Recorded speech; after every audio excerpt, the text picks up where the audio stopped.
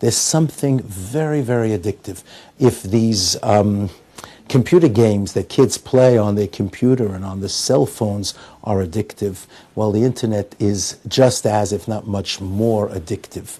There's a certain thrill that they get, there's a certain illicitness about it, there's a certain challenge about it that grows on you and becomes very, very addictive. And I think a word about addiction may be very helpful. Why are we living in such an addictive generation? Why are maybe better than, I don't know, but maybe 50% of teenage personalities seem to be addictive personalities, and they get hooked on something, whatever it may be, in the world of drugs or in the world of the internet, and it just seems to be incurable. We can't get them off it. And I think it has to do with something we mentioned previously, and that is this emptiness inside, this sense of no purpose in life. In a very crude sense, an addict has a purpose. He feels no purpose in life. He doesn't know what he's living for. And all of a sudden he discovers a purpose. The purpose is the addiction. I have what to get up in the morning for. I have to figure out where I'm going to get my next fix. I have to figure out who I'm going to outsmart to be able to do what I want to do. I have to be able, how I'm going to be able to avoid this consequence and avoid this pressure and get around this obstacle. And it becomes, in a very sick way, but it becomes almost a fulfillment of a purpose. It becomes so much part of the person that they live for that. They can't be away from it. They're constantly drawn to it. Now, we know that addictive behavior is a lifelong tragedy. And the only resolution that we know that it can be dealt with.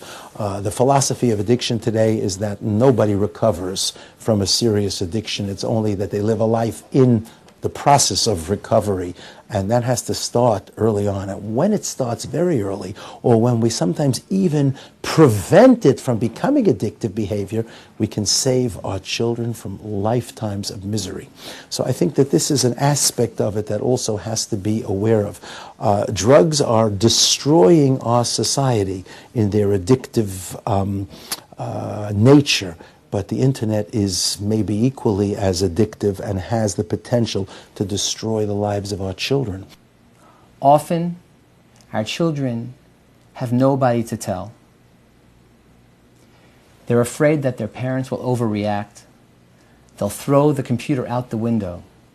The way we deal with 10-year-olds is very different than the way we deal with teenagers who already may be addicted or very into using computers.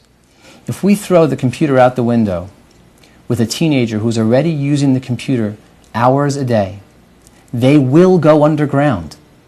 They will find a way to use the internet access in a way and a place and a time that their parents don't know. It's very important to open the dialogue and communicate with our children. Now you have to remember, a child who watches pornography, when I say a child, it could be anywhere from 8 to 18, and of course older as well. And it is not a single event.